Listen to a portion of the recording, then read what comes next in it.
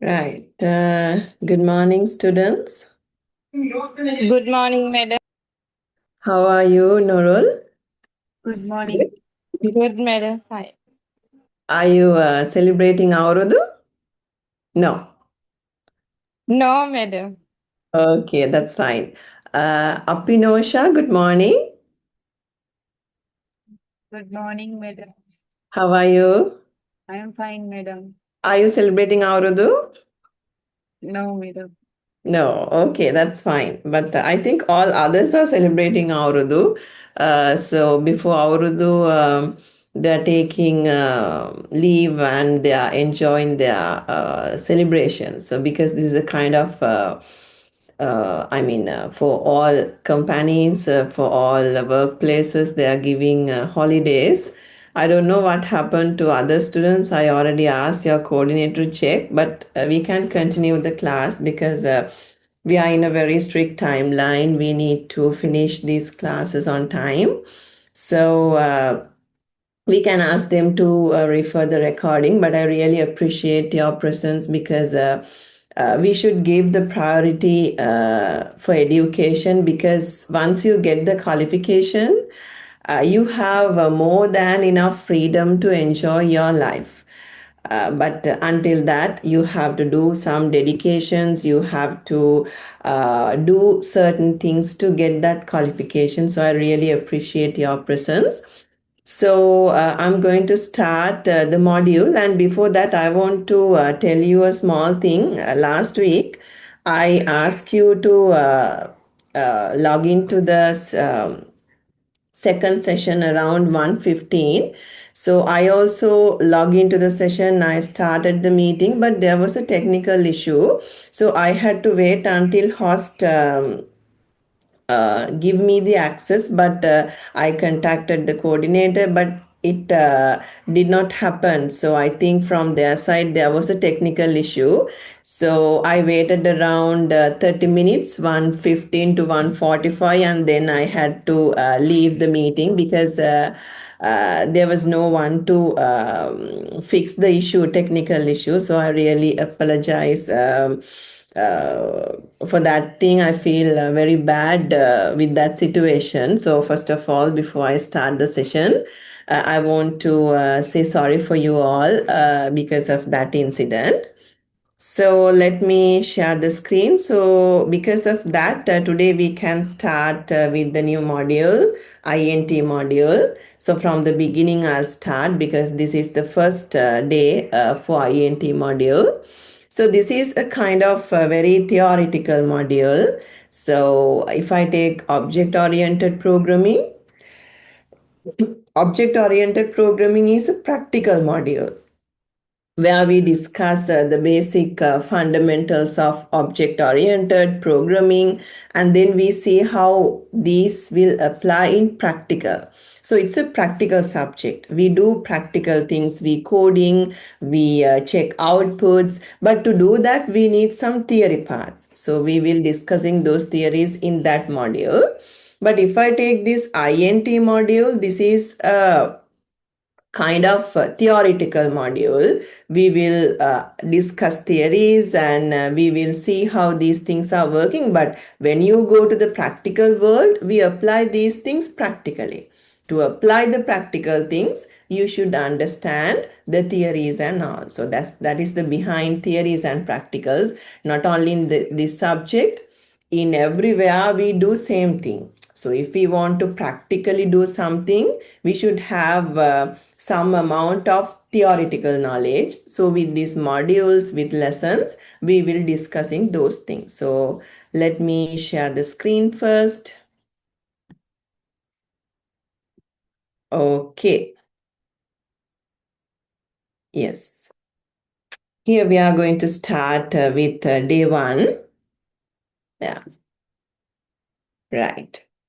So this is INT, Internet Technology Networking. So when you see the topic, when you see the title of the module, you can understand we have three words here. We have the word internet, we have the word technology, we have the word networking. So these are the three things we are going to discuss throughout the module. So what do you mean by internet? Apinosha, what do you mean by internet?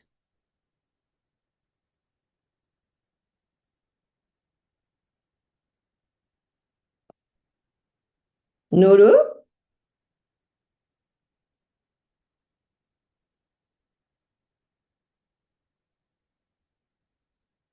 What do you mean by internet? Or tell me why you access internet, why you need the internet at least. Students, To search something. exactly, to search something, we need internet. So if we want to Yep. search something, if we want to connect with others, so then we need internet. That is why we basically use. So technology also something like that. So you all know about technology. It is a kind of new technical things, new technical approaches. It's a kind of all these things together in one platform. So because of technology, we have internet. So we all talking about technologies. Technologies are changing quickly. We have new things to add. It's always upgrading. So that is what we call as technology. So networking in the sense connecting with others. So now we are in a network. So me, y'all are connected together. So we are doing a lecture, we are doing a small discussion.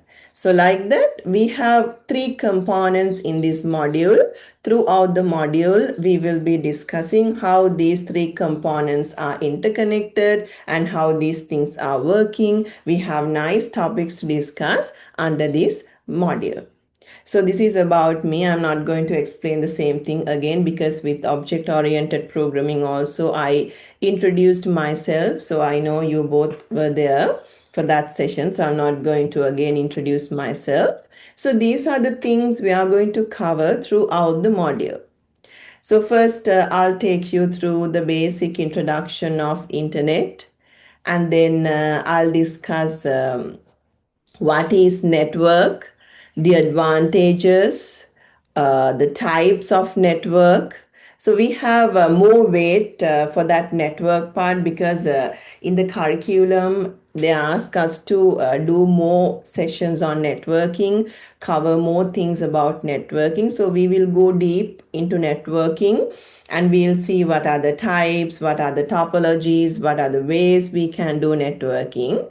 And then we'll see some communication medias, communication standards, security related things, how to implement a network. So we will focus those kind of things. So in this module, we check more about networking, and then we will see some parts of internet because these two concepts are interrelated.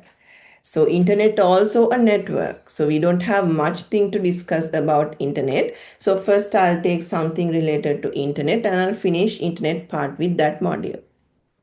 And then we can slowly discuss how networks are working, what is this network, everything.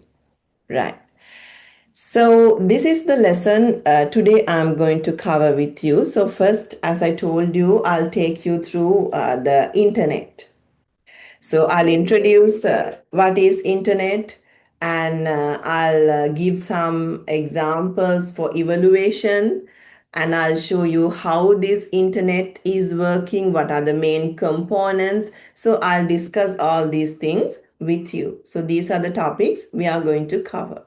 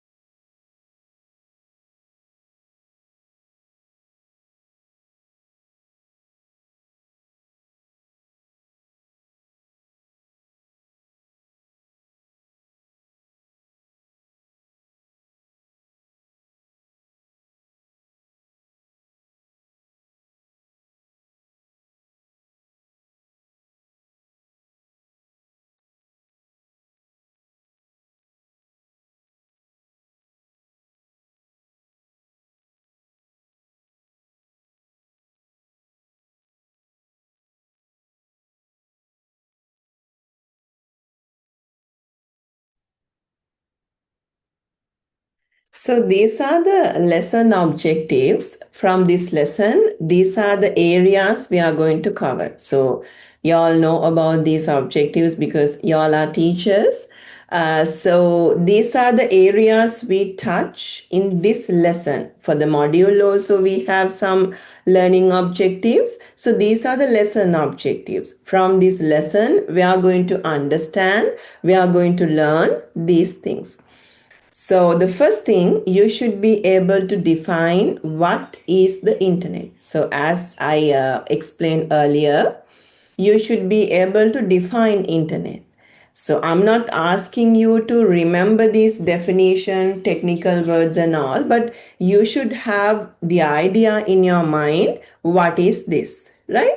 So if you have a book, if you have a paper, you can note down this thing. These are the things, objectives we are going to cover.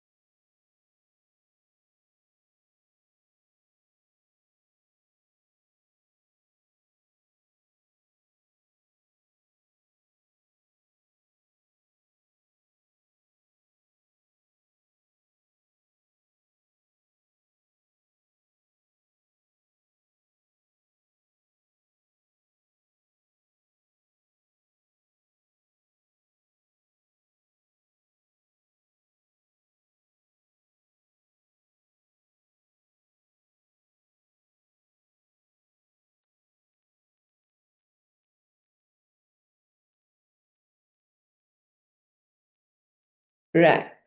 So here we are going to start internet, the discussion, the interesting discussion about internet. So this is what you called as internet. So I have given few definitions. I'll take you through all these things, but I'm not force you to remember the definition as it is. What you can do is you can make your own note and you can remember only the important points.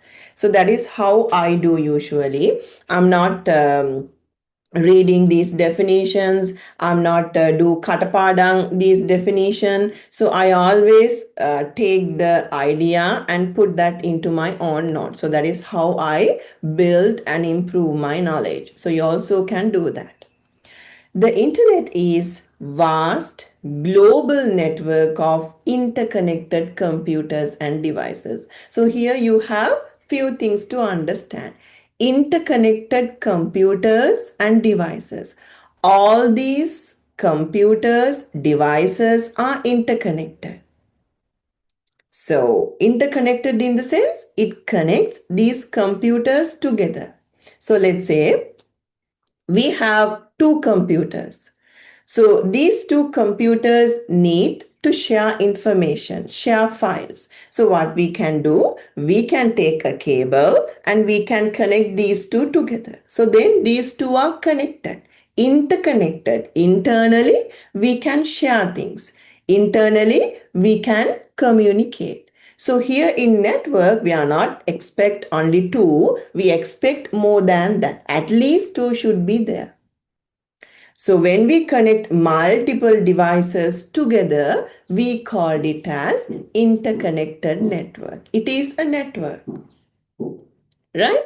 So in there we use both wires and wireless. So we don't care about the mechanism. However, we can do this network in order to share things, communicate, and do these kind of things. So internet is something like that. So we can connect computers together, we can connect smartphones, we can connect scanners, printers. So why we do all these things? Because we need to connect, we need to share things, we need to communicate. So it is an interconnected computers and devices. It is vast, global, it's very big. So now you all are using Facebook, Instagram, YouTube, social media. You use emails. Whenever you need, you can send emails. Whenever you need, you can send a message to a friend in a foreign country. So we are doing these kind of things. Why? Because we have this vast global network. It covers the entire global. That is why we call as vast. So when you see this picture, students, you can understand it. You can put these pictures into your brain because this is the most effective way to memorize things rather than writing, rather than reading. If you can draw something like this in your paper, in your book, you can easily put that into the brain. So this is what we call as internet. It covers the entire world. That is why whenever we need, we can communicate with others. So you can see it covers the entire world. Facebook, Instagram, YouTube, all these things are here. So we just have to open our computer and click what we need. So it automatically gives us the interconnection and the communication facility. It is often called the net or the web. So these are the words we use frequently. Have you checked it in internet? Have you checked it in net? So have you accessed the web? So we are something like that. So all these are we use to define this internet. It is a network of network. What is this? So take time and try to understand what is this term. Network of network. So I would like to hear the answer from you. So this is not a formal lecture, students. Nowadays, we are not teachers. We are just facilitators because from student side, they have so many resources. They have so many things to use to improve their knowledge, to get the knowledge. We are just facilitators. We just give you the points to understand and think. And from your side as teachers, you always improve your critical thinking. So we are not giving definitions, we are not reading definitions in front of students. We always give them the real meaning. To give the real meaning, you should have the understanding. So I always encourage students to think and give their own ideas because there are no any correct wrong answers because this is not an exam paper. We are just doing a small discussion. So I just want to take from a few points from you, and with that I build the answer. If you all are giving wrong answers, what I do, I slowly convert it to a correct answer. I'm not criticizing anyone because I really appreciate that method. For other classes, for other students also, I do the same thing. So I need, as a part of this module, I want y'all to improve your critical thinking. Think on a point and try to see different angles and try to see compare. Then you can get the best output. You can do the best thing for your students as well. So now tell me, what is network of network? So I'll give you 2 minutes. Just think, try to give me an example, try to think about the theory with an example, and then explain me what is networks of network. It's better if you can explain this with an example. I'll give you 2 minutes. No hurry. Just think and give me the answer.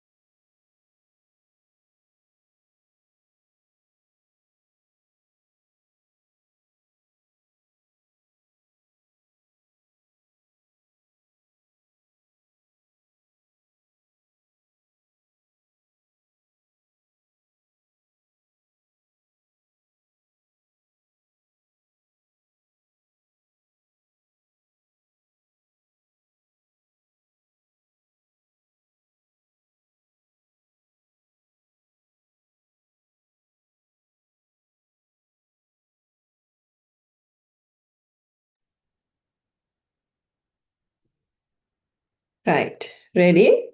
So, Apinosha? Yes, madam. Yeah. What do you mean by network of network? It's mean many small network connected together to make a big network. Exactly. For That's the answer. example, yeah, for example, when I send a message for my phone to another country, it's Mm-hmm. through many networks before reaching the person. Exactly. Exactly. Very good. Very good. So, Nurul? Same answer, madam. Learn, when, man, like that. Exactly, yeah. So here, what you mean by network of network, we connect small network first, which means, let's say, we are going to build a small company. So now we are in the starting stage. We just have two computers at the workplace. So what we do, we connect these two computers together and we do our operations.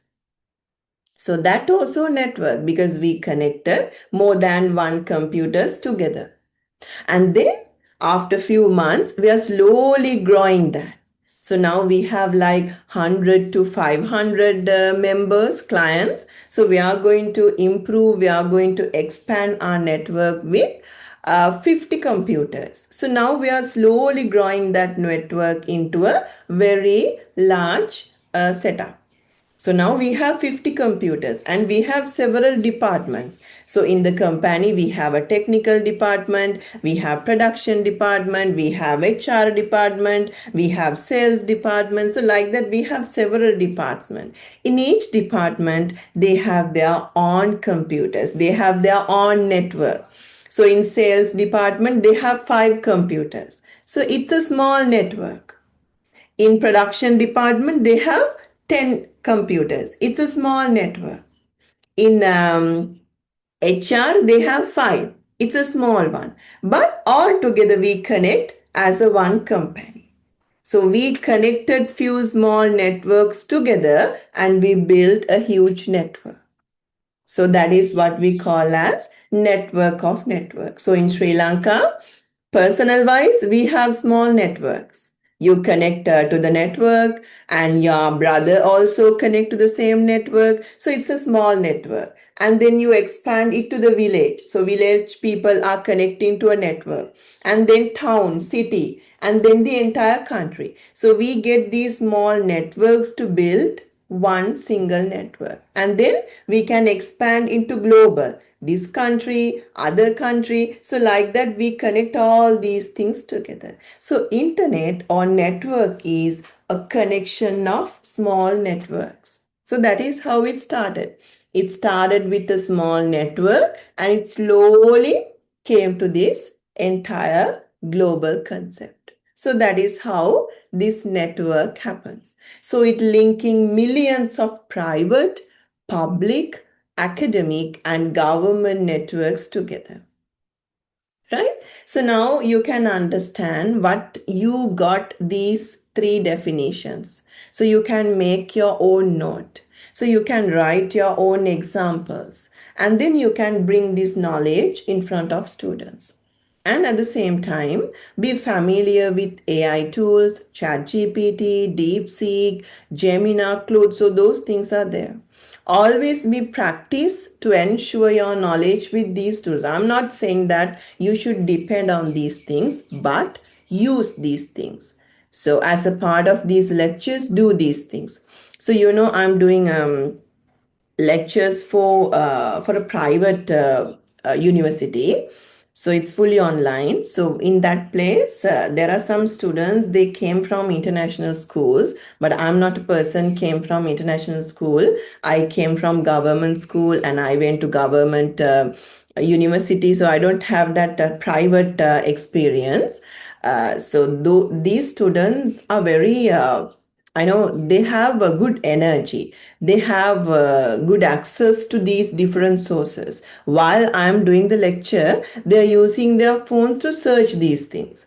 So they will tell that, Miss, we can add this thing as well. Are this also an internet? So can you explain this concept? So they always have the access to internet. So I saw now the latest generation, especially the Gen Z, they have that attitude. They always have the curiosity and they know these sources are available. They always do research and continuous upgrade their knowledge. So I recommend to do all these things to you as well, because I also do that. So you also can search things, you also can improve knowledge, and you all can make your own note. And then when you complete the module, you have a huge knowledge. So you can use that thing before you go in front of students. Not just telling what you know as definitions. You can get all these knowledge. Then students know you have a very broad knowledge, so you can be a very confident person in front of them. So please make sure you all are doing that. Personally, I also do that because this job is a kind of very important and very nice job, because we are the role model of our students. So we also can do good things and we also can give them good points to change their life, right? So now we are going to discuss about evaluation of internet. So this is where we are going to discuss how this internet started and how it came to today's level. So this is a kind of history. So I'm not going to explain all these things with details. I just give you the year, what happened in each year, and what you can understand from that new concept. So if I start with 1960, it introduced this internet and the concept with the ARPANET. And then in 1983, TCP IP introduced to the world.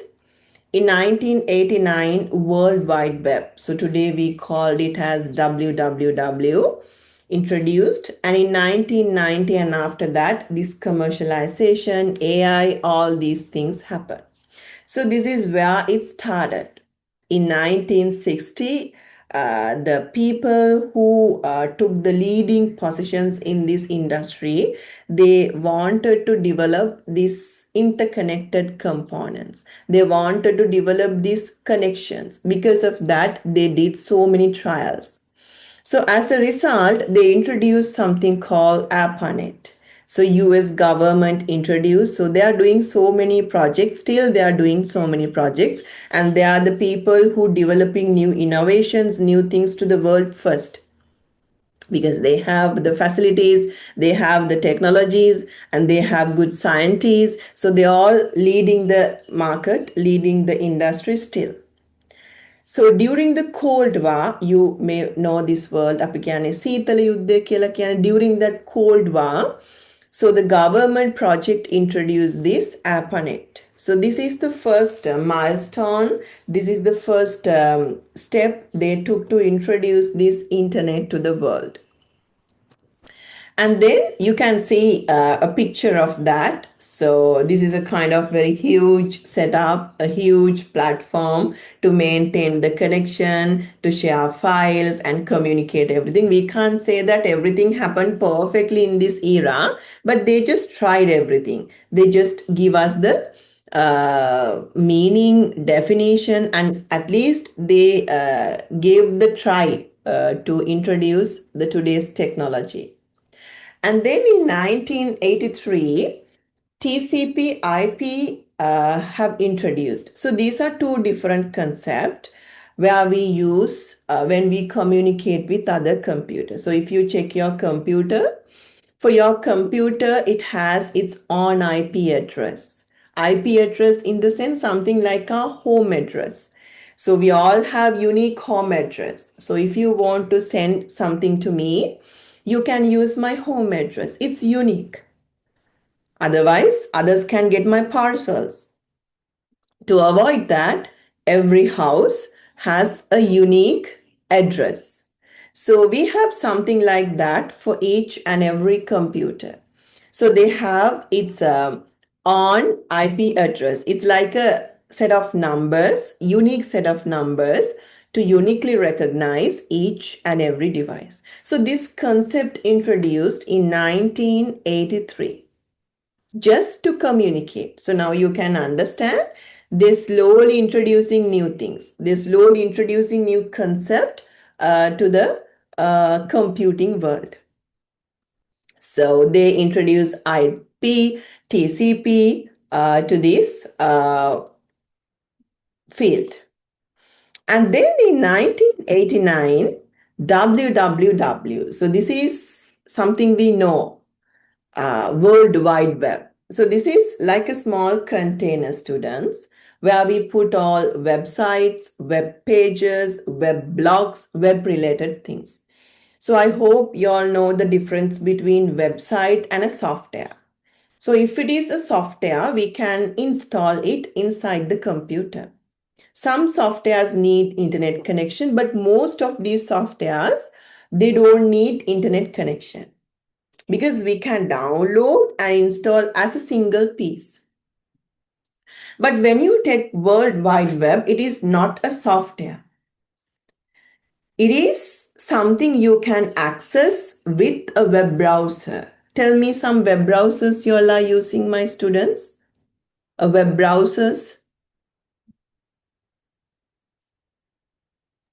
Google Chrome, Safari, Google Chrome, Safari are some examples for web browsers where you Mozilla.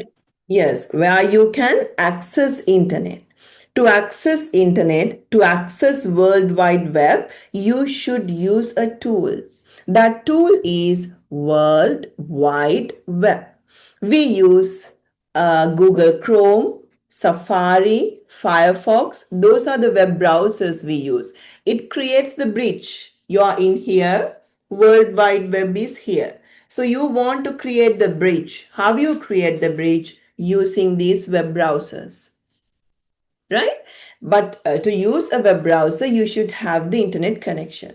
Always to access this World Wide Web, to access web pages, websites, web blogs, you need web browsers plus internet connection because all these are in a web format, right? So if you take Facebook, YouTube, Instagram, the Inspire College website, WhatsApp web, all these are in web form. For these things, software is also there. You can download and you can install, but that is just for the notification. If you want to access, so for an example, for Facebook, you can download and install the app.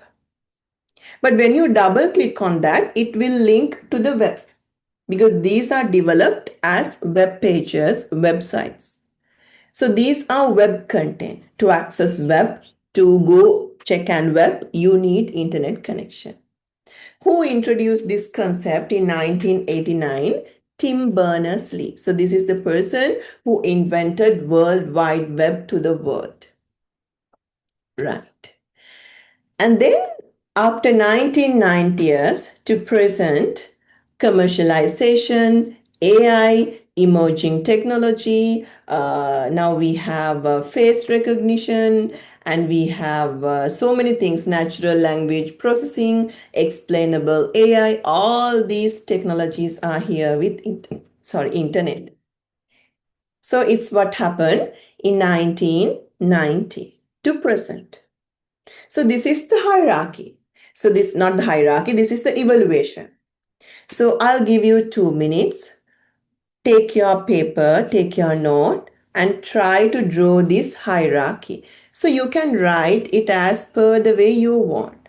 So you can draw something like this and you can indicate the year and then you can write what happened here. Just a small note and make sure you all know all these things. So if you don't know, please ask it from you, then ask it from me, then I'll explain all these things to you. Right.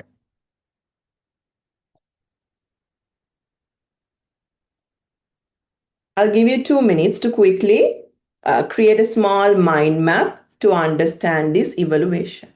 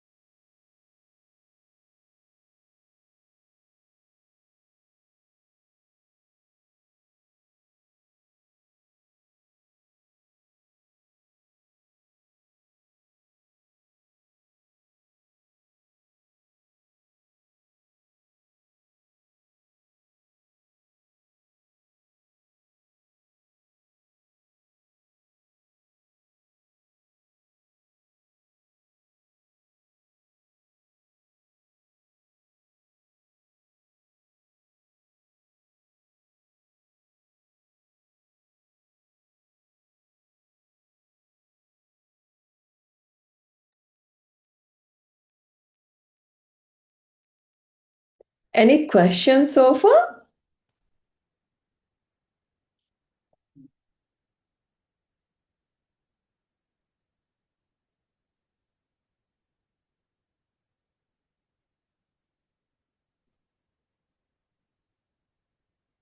Right.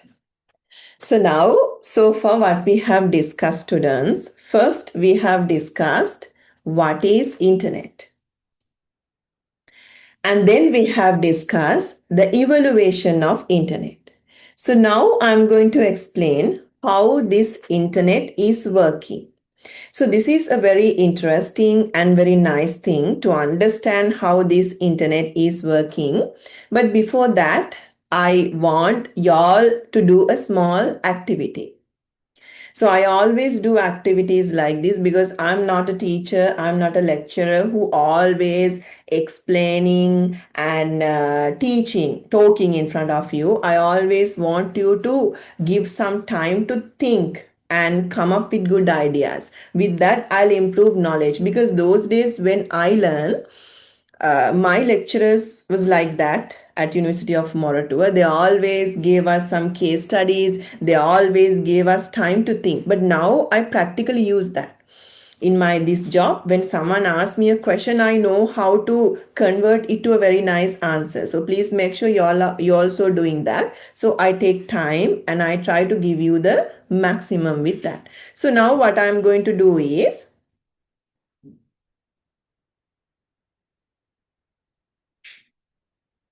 yeah. So this is what you have to do. Activity 1.1. So you have to visualize. You have to take your book, you have to take your paper, and you have to draw.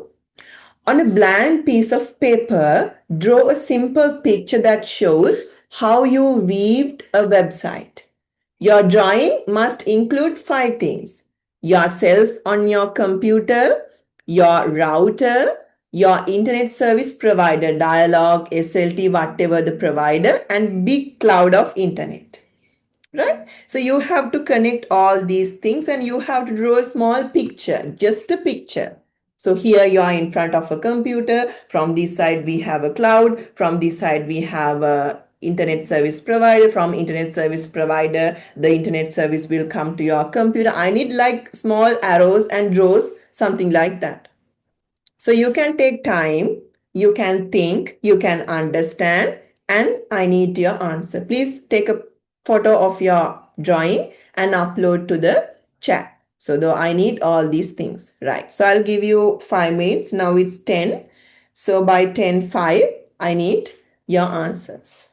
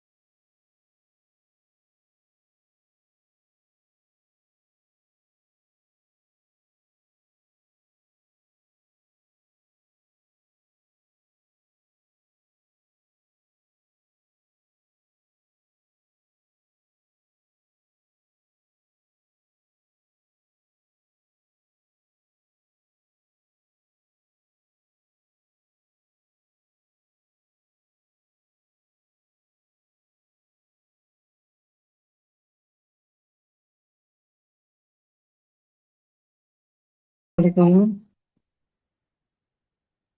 Ada matematika.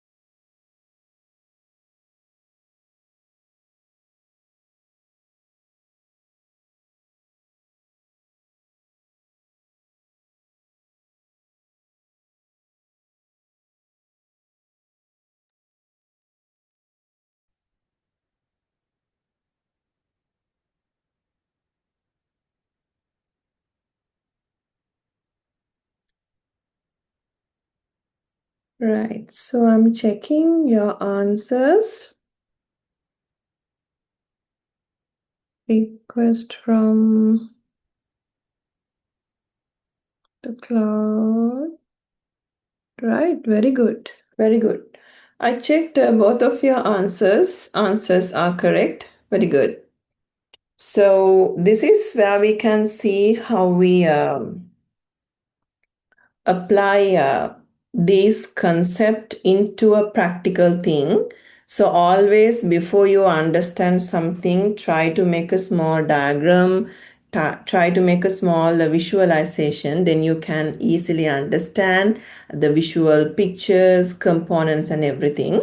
So now what you all are going to do here, you all are going to demonstrate how this internet is working. So let's see, this is you, right? So this is your computer.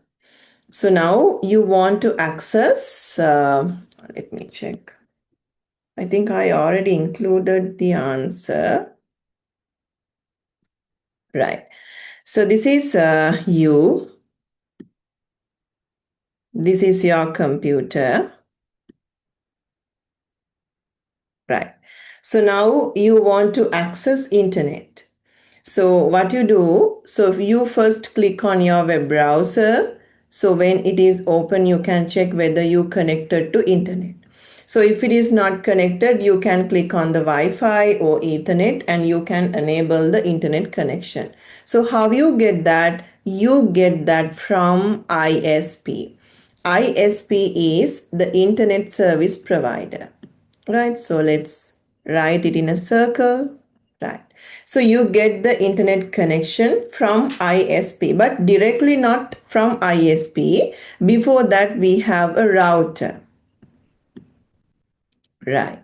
So this is how you get. From router, you get the internet connection. From ISP, router will get the connection. So ISP is the internet service provider.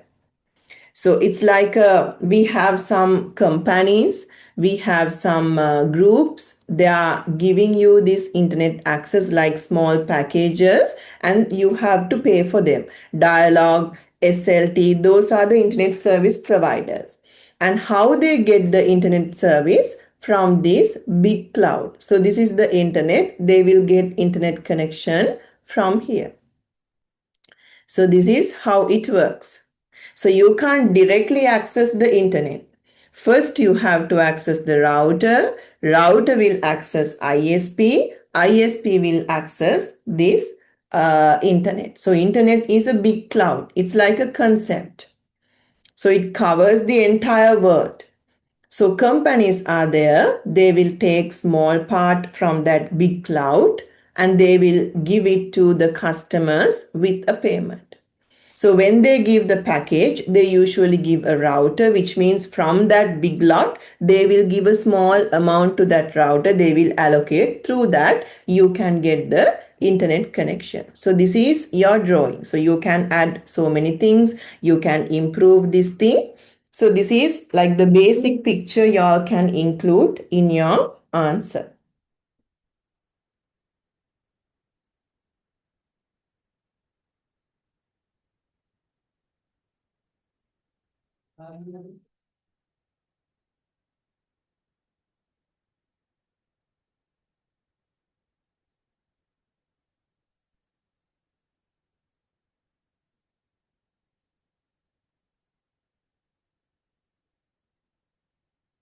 Right.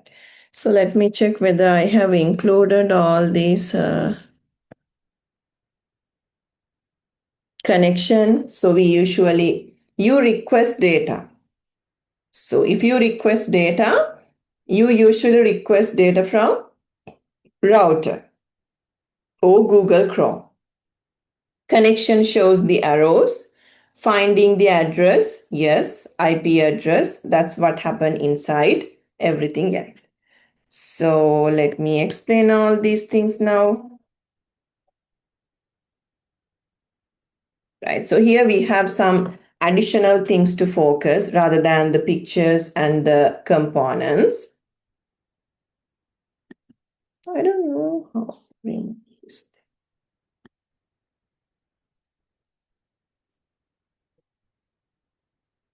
them. It's not working. Right. I want to remove this notification, but I don't know. We can't do that. Right. So this is how it works. I'll take all these things and I'll explain. You request data. You are the person who wants to access data. So how you usually request data, as I told you, you have to make sure you have the internet connection. If you have the proper internet connection, you can use a web browser, something like Google Chrome, Firefox, Internet Explorer. So those are the web browsers you usually use. And then what you can do, you can click on search engines. So we have search engines. Tell me some search engines you know, students.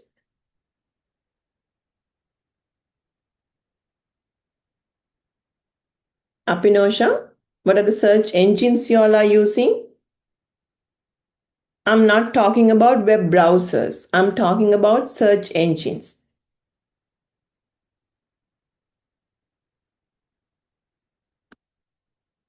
So web browser and search engines are two different concepts, but we need both to access internet.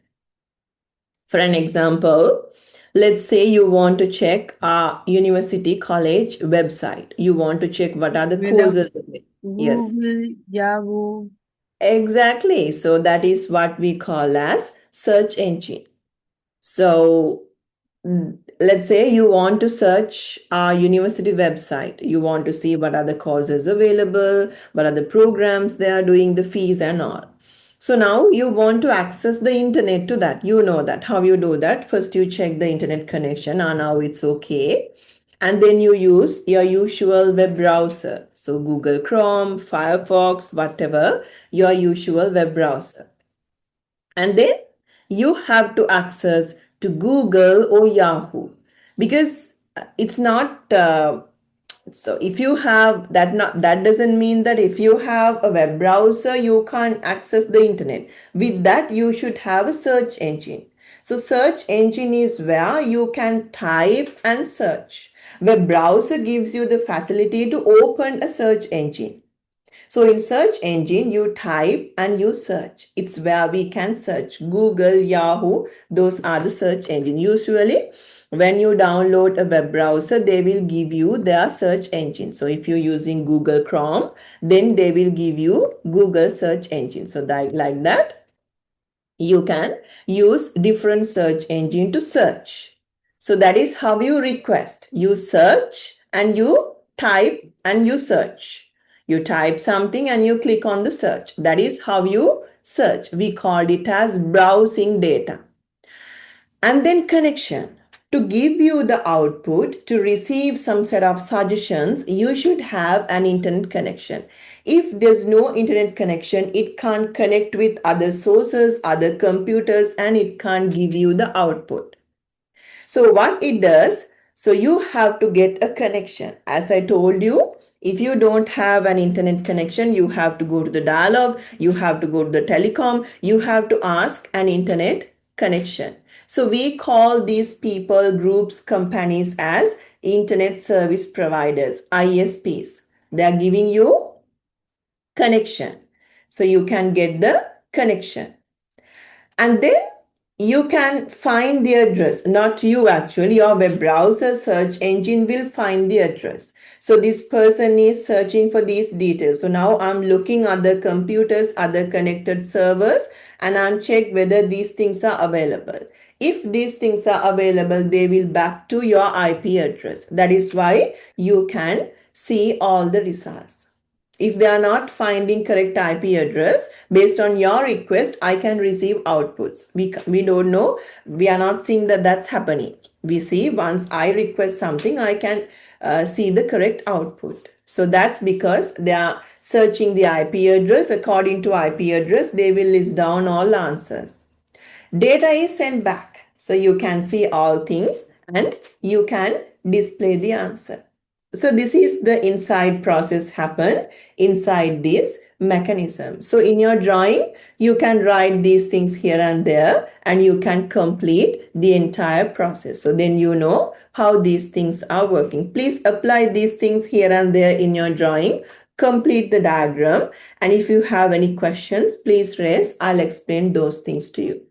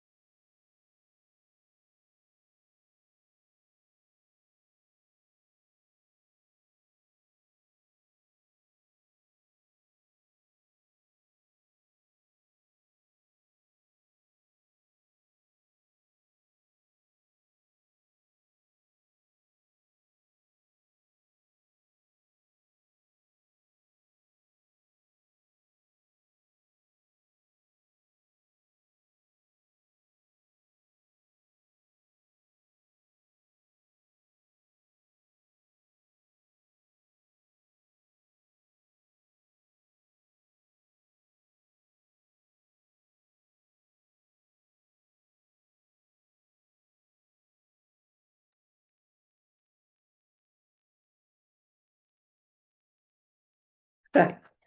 So now tell me what we have learned so far. So now we know the basic introduction, the basic definition of internet. You know what is internet. And then we discuss the evaluation, how it started and how it came to today's level. And then we discuss how it basically works. And this is like a picture that y'all can see. This is a big cloud where we can access the internet. It comes through a modem. I didn't ask you to include that thing in previous diagram because you don't know about that. So it's like a converter. It converts signals from that big cloud to convenient for you. So we will discuss that thing later.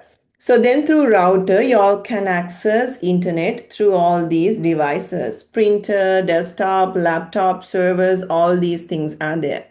So you can connect to all devices through this platform. Right. So now we are going to discuss about key technologies and concept. Around internet, we have some technologies to understand. So when we use internet, we use all these things with or without intention. So I'm going to explain these things with example just for your understanding. So we consider this as the building blocks of internet. These are the concepts, these are the things we use in internet. First one is World Wide Web, WWW. It is like a collection of lot of websites, web servers, and web blogs and web pages. So I know you all have you might have been used these websites, web pages. So, you know, we have to make a space in the internet and we have to host those things if others want to see our web page or website. So, which means we are putting that into a server where everyone can see. So, that is what we call as World Wide Web or WWW. So, in this picture, you can see it's a full of websites, web pages, and web blogs. All websites, web pages, web blogs are here. All websites, right? So to access these things, we use web browsers along with search engines. Web browsers are Chrome, Firefox, Safari. Web search engines are Google, Yahoo. So this is where we get access to the huge collection of websites, web pages. So when you ask Infotech International Asia Campus website, when you search that thing in your search engine, it will search that in this place, in this storage box. Then they will pick the website and display in front of you. So that is what happened with this World Wide Web. To access this thing, you need internet connection. Without internet connection, you can't access World Wide Web. Sorry. These are the web browsers we already discussed. To access the internet, you need these web browsers. To access World Wide Web, you need these web browsers. Google Chrome, Microsoft Edge, Opera, Internet Explorer, and all other things are available. Most of the time, all these are freely available. If you want to do some advanced modifications, customizations, then they'll ask for payments. But for basic usage, it's freely available. And the next thing, the next component we should understand is servers. So this is a kind of storage box, student. So this is like a container. We put all files, information, web related things there. So if you check Facebook web servers, Google web servers, they maintain huge physical buildings, huge physical areas to maintain the storage. This is where we use, these are the components we use to store data, store information, right? We call these as servers. So you can search these things in internet, make a note on that. Check Facebook web server, check Google web server. So they, if you want, I can show those things. Let me check whether I have the capability to show, because they have very huge, very large web servers. uh,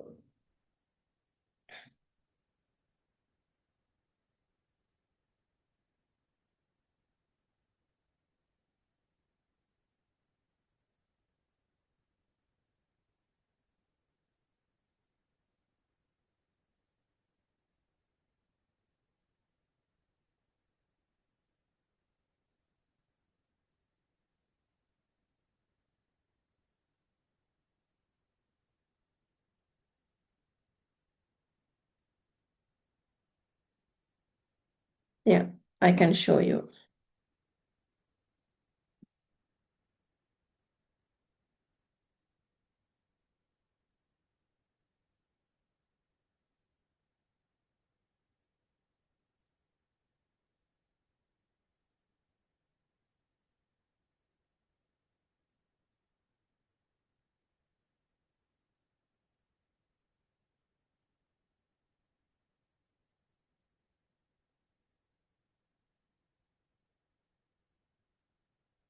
I'm 35.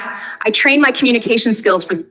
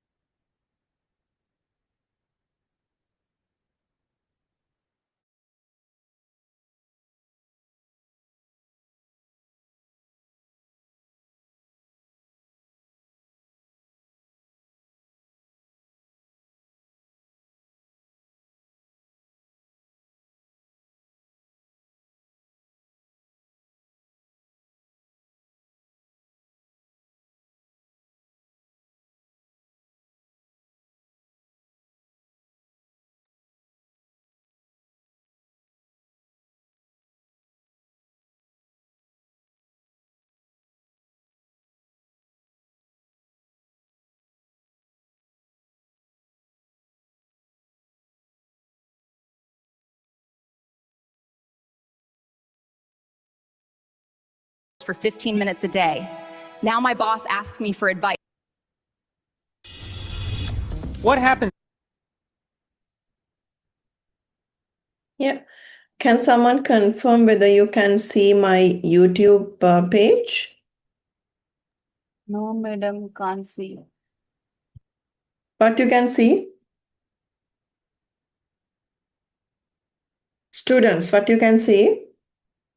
Only the screen sharing message.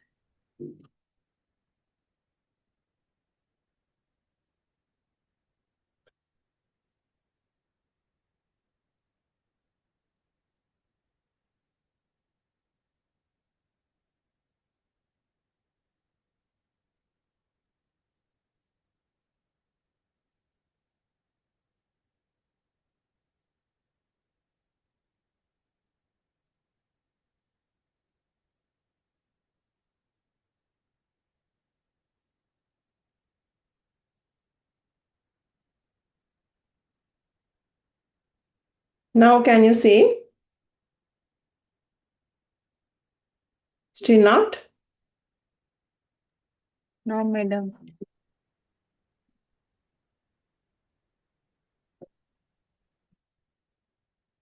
But you saw my PPT previously.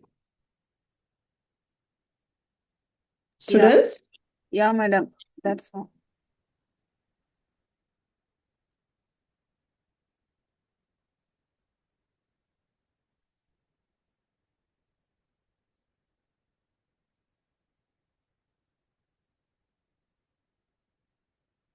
Check whatever. Now can you see? Yes, madam. Right, good. Right. So now this is how Facebook store their data. I just want to show you how they store data and how these things are happening. This is just for your understanding. So let me play this thing.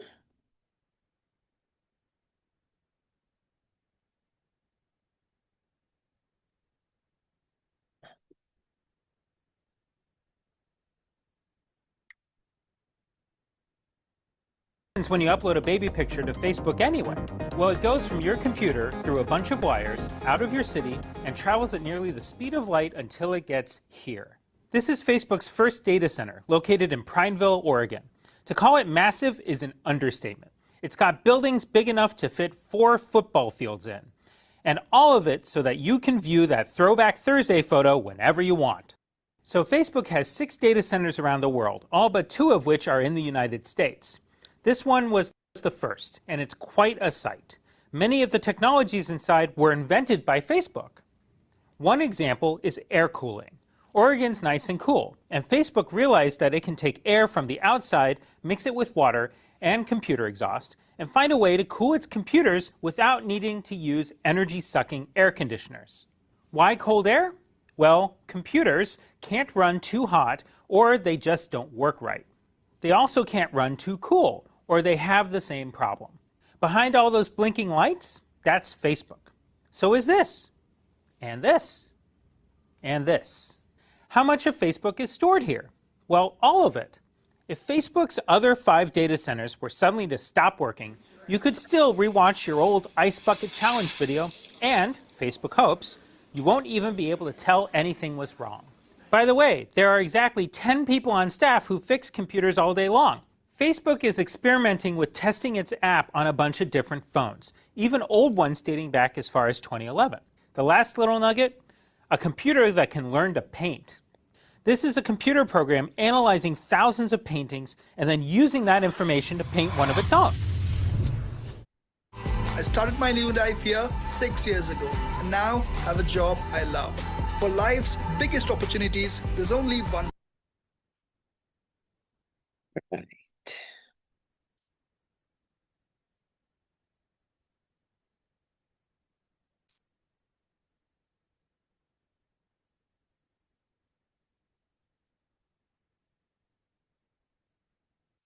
Right, so hope you all can see my PPT again.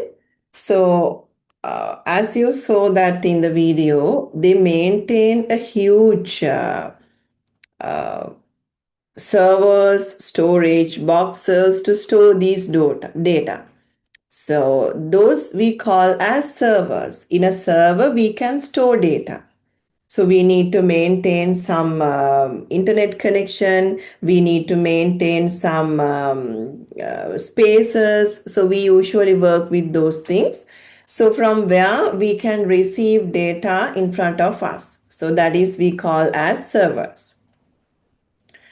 And the next thing is protocols. So these are the mechanisms. These are the things we use to develop the connection. So if you want to connect with one computer, so then what you can do, you can develop a small connection. How you develop the connection? You can use this TCP and IP. So we use something called HTTP, HTTPS. So these will maintain the connection. These are the rules. These are the mechanisms we use to connect with other computers. In our future lessons, we have more discussions on these things. So I'm not going to discuss this thing again. So just I'll introduce protocols are the rules, mechanisms we use to connect with other computers. We have IP, HTTPs. So here we have another small activity to do. So you have to match. So in this side we have words, in the other side we have meanings. So you have to match the correct meaning to the word. So draw a line to connect the word on the left to its correct meaning on the right. So with this, I'll give you a small break, 15 minutes break. I usually give you a break in between the lecture because we are doing 3 hours. So it's difficult to concentrate 3 hours at rate. So you can do this activity and then take a 15 minutes break, come back 11 o'clock. So go somewhere, refresh and eat something and then come back 11 o'clock. I'll explain the rest of the thing after 11 o'clock. But I need answers for this activity as well. Right. See you after break.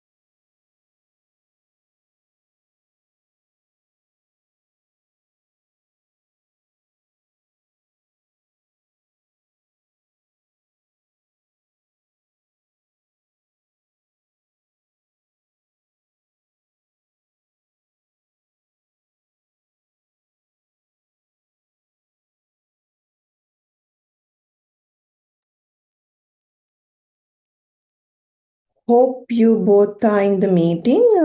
Let me check your answers. Right. So I'll explain answers with the slides. Right.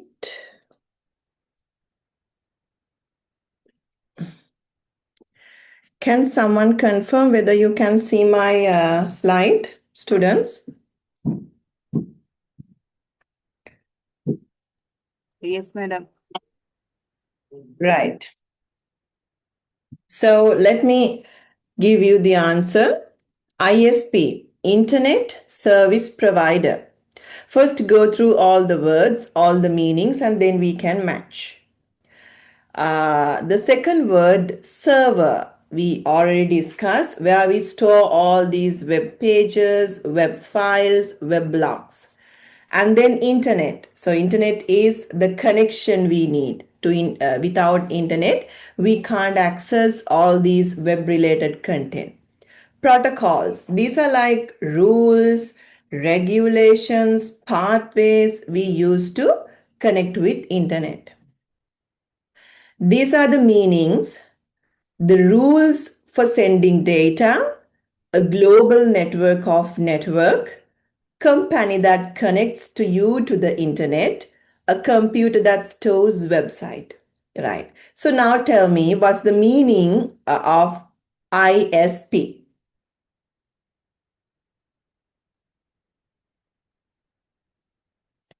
What's the meaning of ISP, students?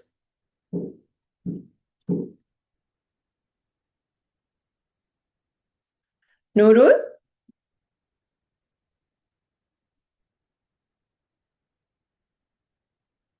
Apinosha? Internet service provider. Yeah, what's the meaning from this side?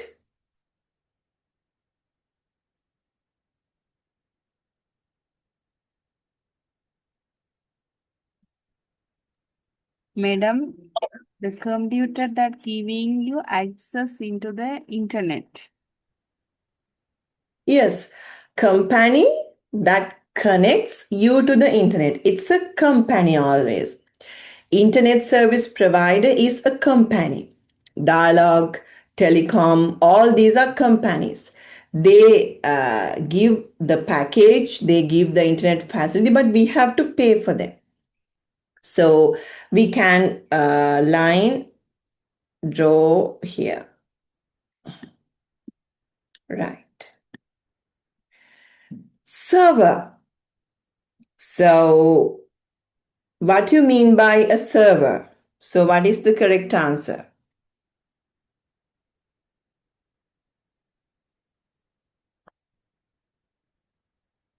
It is a computer that stores website. Internet. It is a global network. Protocol, the rules for sending data. So these are the meanings and the words. I hope you got the understanding about the words and the meanings. Right. Right. So now what we are going to do, we are going to discuss about the impact of digital communication. So now we already discussed few topics. We just introduced the internet. You know what is internet. We introduced what are the important thing happens in the history. And then we discuss a few components and how these are working in this concept. And now we are going to see the impact of digital communication. So earlier, before this topic, we discussed some terminologies, some terms related to internet network. So here what I'm going to focus is, I'm going to focus to discuss about the impact of digital communication.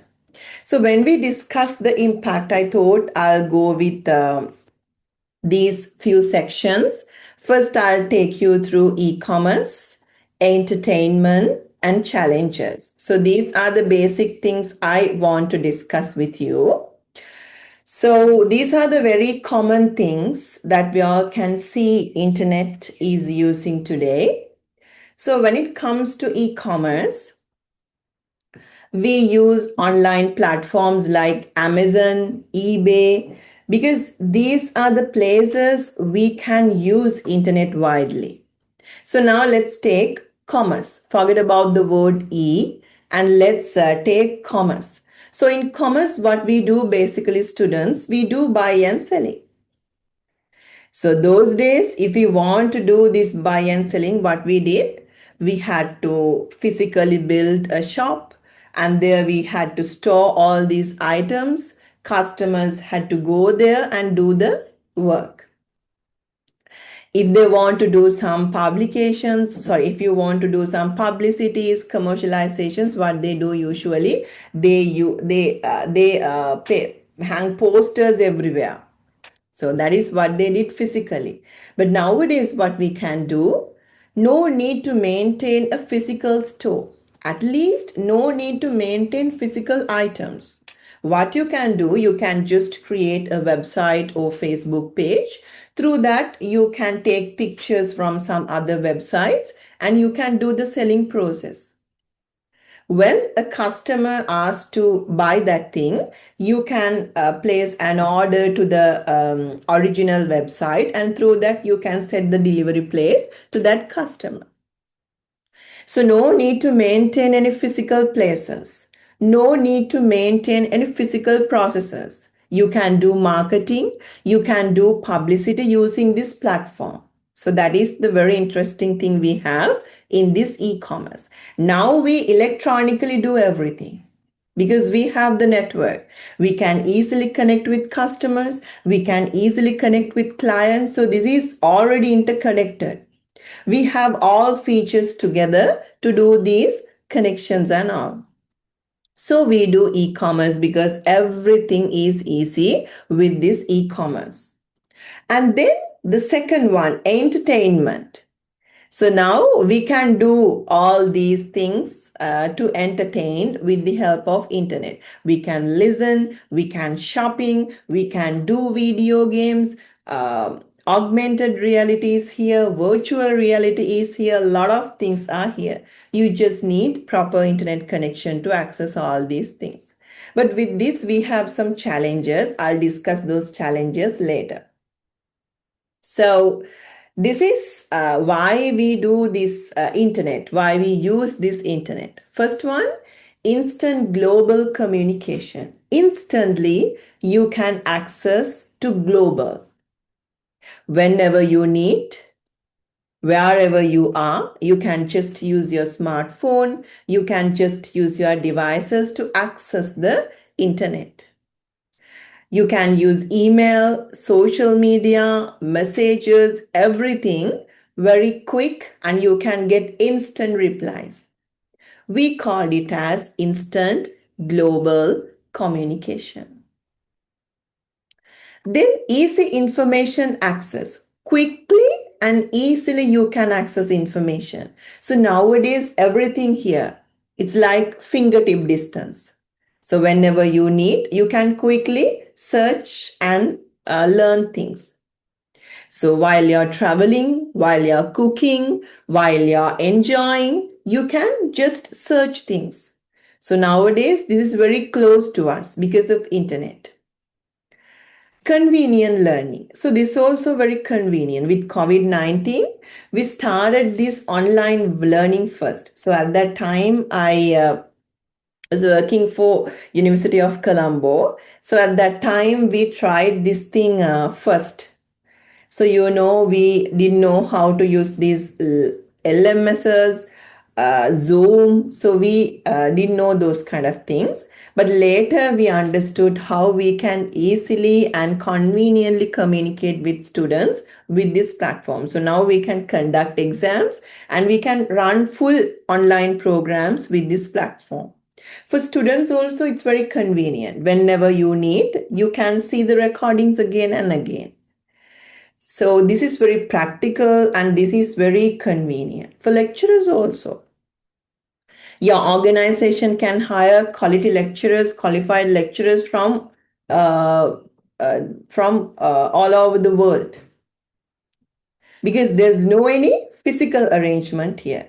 So they can just log in online and they can deliver the content. For students also, that's very easy. So now you have AI. So now in this Zoom, we have something called AI translation. It listens to my content and it automatically converts to a script. It's like a small note. So everything is here. This is like a package. It's very convenient for students.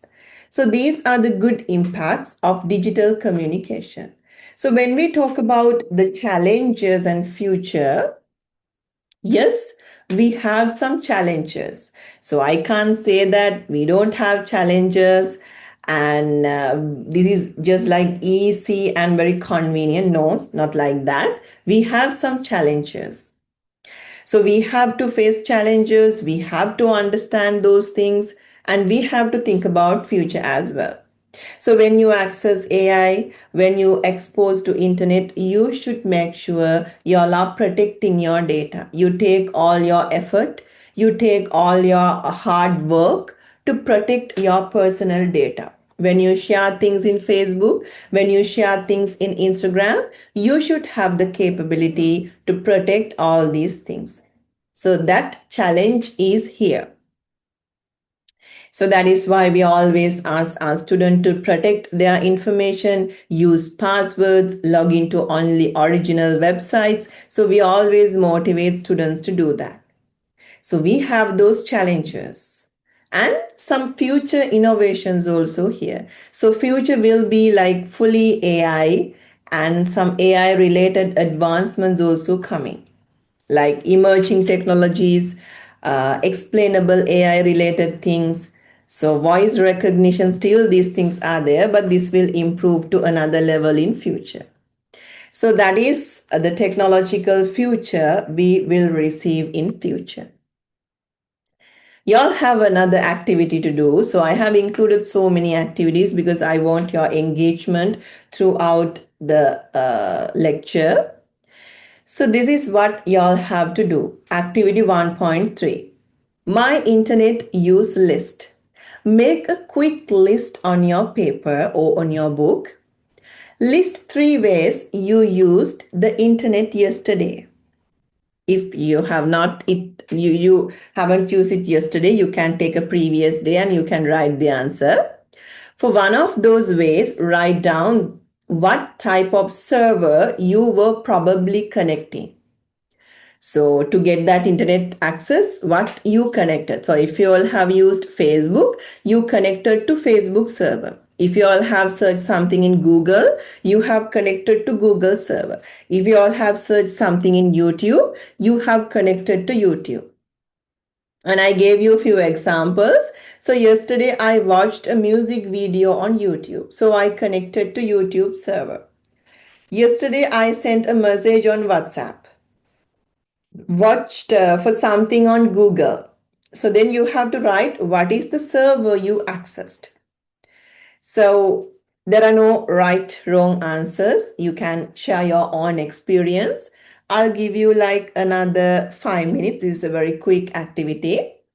So I need what are the activities you did with the internet yesterday or previous days. And I need you to understand what are the servers you connected, the data storage you connected with that.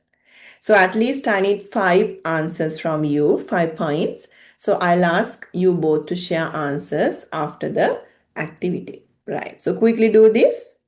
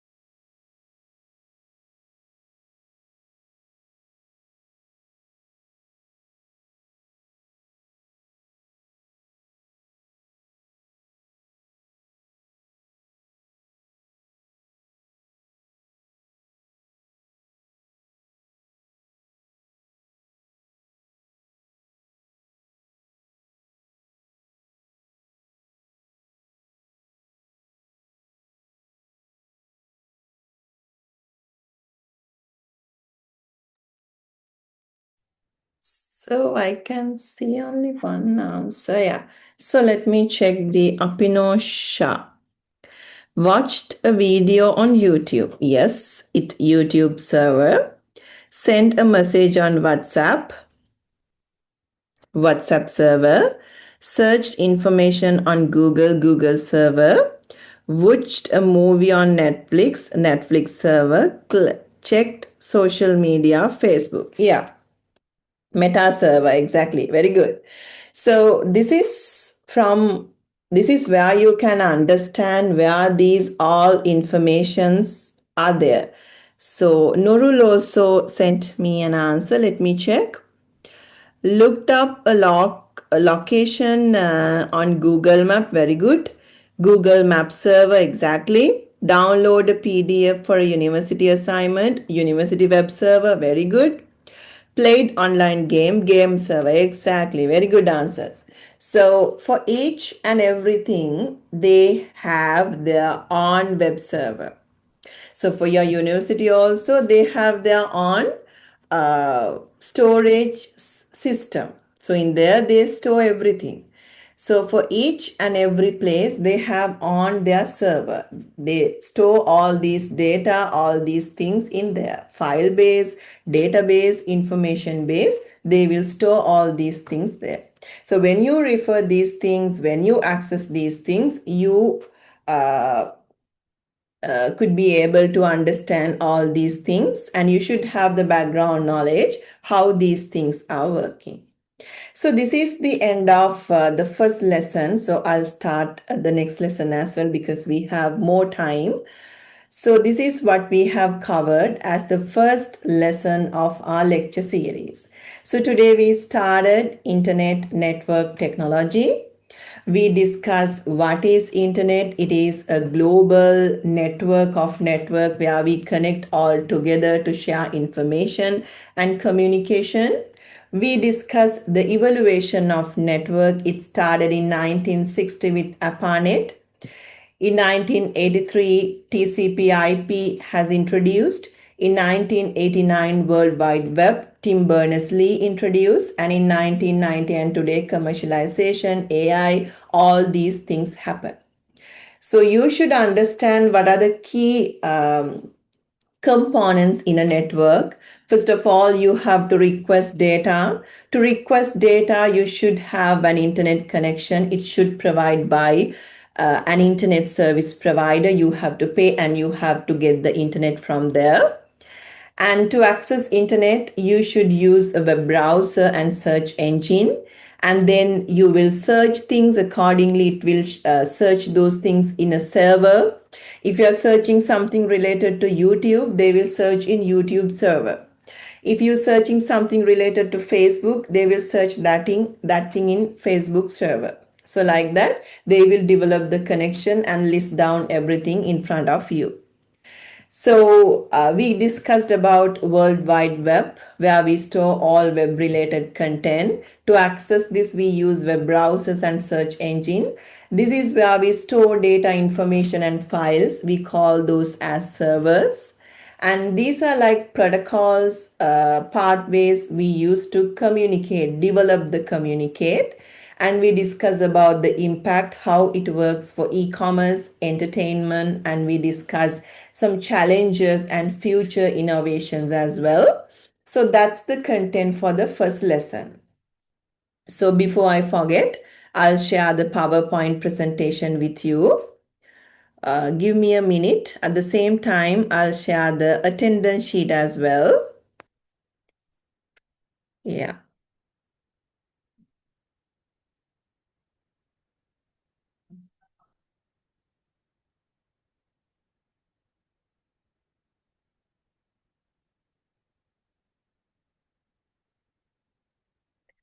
Yeah, so I have uploaded both day 1 and day 2 because I just want to cover these two together today. I don't know whether I have time to cover the entire day 2 content, but I'll cover as much as I can. So I have uploaded both PowerPoints as PDF files.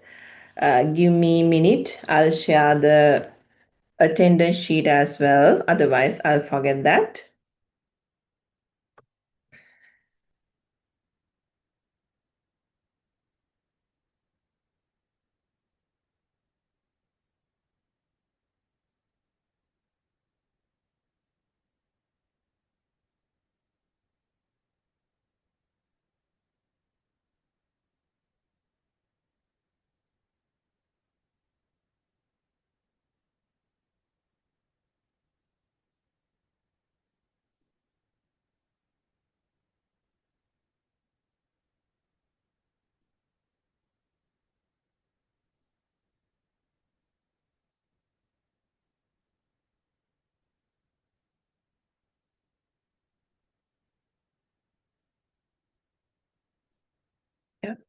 I put the link to mark your attendance. Please make sure you all are marking attendance because we need your attendance for submission of the curriculum related things along with your assignment marks and everything. We upload your attendance as well. Right. Please mark attendance, download the PPTs and get ready to lesson 2. I'll give you 2 minutes to complete those two.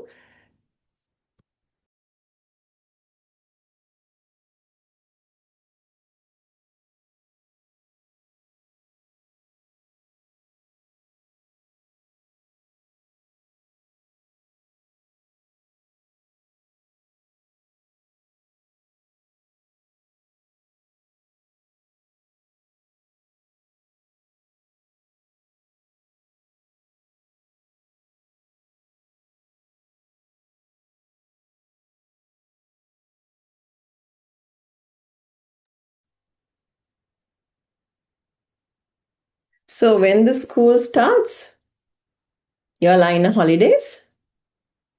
Nurul? Yeah, madam, holiday. Yeah. So when the school starts? 15, madam. April 15th? Yeah, Oh, I thought they're giving like at least 1 week holiday. the New Year holiday. So just 13 and 14? That's not enough, no? At least for Urdu, they should give 1 week. For university students, we usually give like 1 week.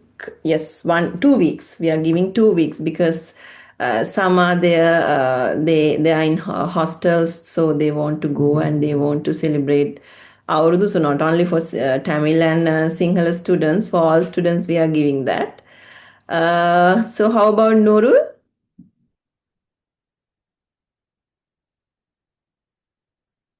You're also in holidays? Madam, yeah, madam. So when the school starts? 20th, madam. 20th. So 20th is okay because then at Yes, least ma'am. you have 1 week to stay with your family and all. Yeah, madam. Yeah, that's good. For us also, for academic lecturers and all, we have 1 week. For students, we usually give 2 weeks. So no matter what the holidays, no matter the function, but everyone can get a small break, stay with their family, so they can get the energy and then come back to workplace. No, so holidays are very important.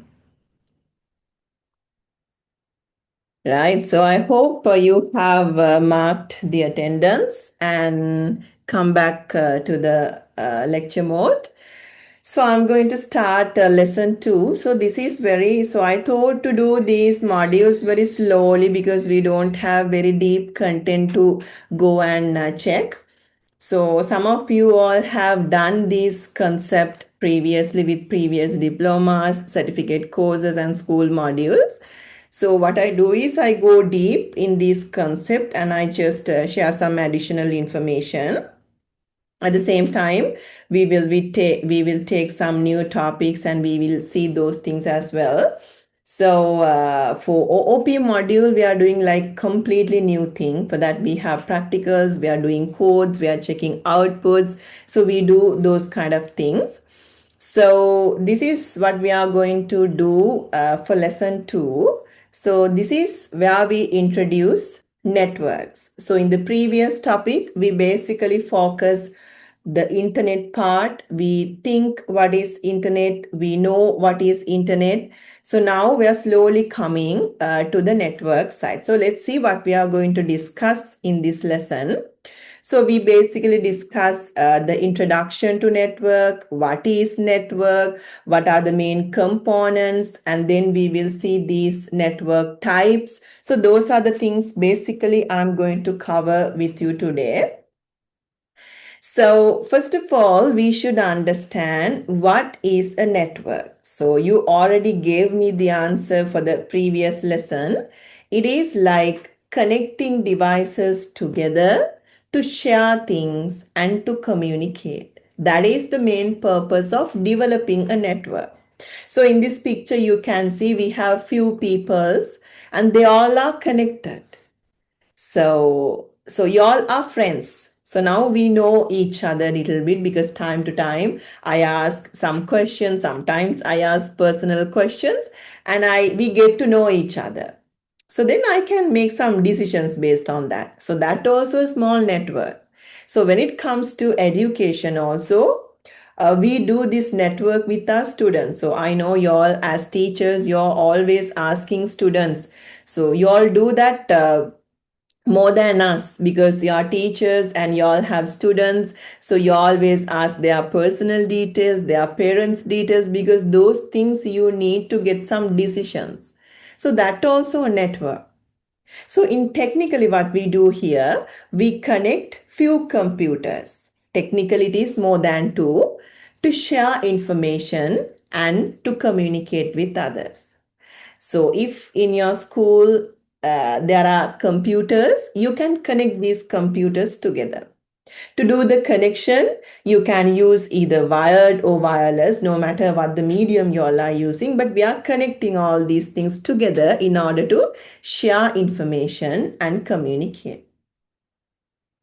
Understanding the importance of network is important, that also important for business individuals to enhance productivity, because this is very nice thing. Networking is a very good thing, very nice thing that we all should understand.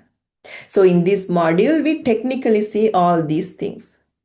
So this is the definition for network, students: a collection of computers, servers, mainframes, network devices, peripherals, or other devices connected to one another to allow sharing data. So here I discuss a lot of tools, a lot of devices. I'll take one by one and I'll discuss with you. Computers. You already know what are computers. Computers are devices, electronic devices where we can store data and process data. Servers are the devices where we can store data. Those are specifically designed to storage. You can store things. Google server, YouTube server, all these are storage devices. Mainframes. These are like very huge computers. So if you have learned that computer history, so you might have heard this thing, mainframe computers. Those are very big computers, very large computers. Those are specifically designed to do some special task, military task. Those kind of things we'll handle with these mainframes. Then network devices. To get the network connection, you use routers, modems, smartphones, apps. Those are the network devices. Peripherals. Peripherals are all input, output devices together. Right? So then other devices. So some other devices also there. So we connect all these things together. We are not talking about only computers. We can connect all these devices: printers, scanners, smartphone, laptop, desktop, tablet, what we call as modem, routers, all these we can connect. The connection we consider as the network. And why we do this connection, students? Because we want to develop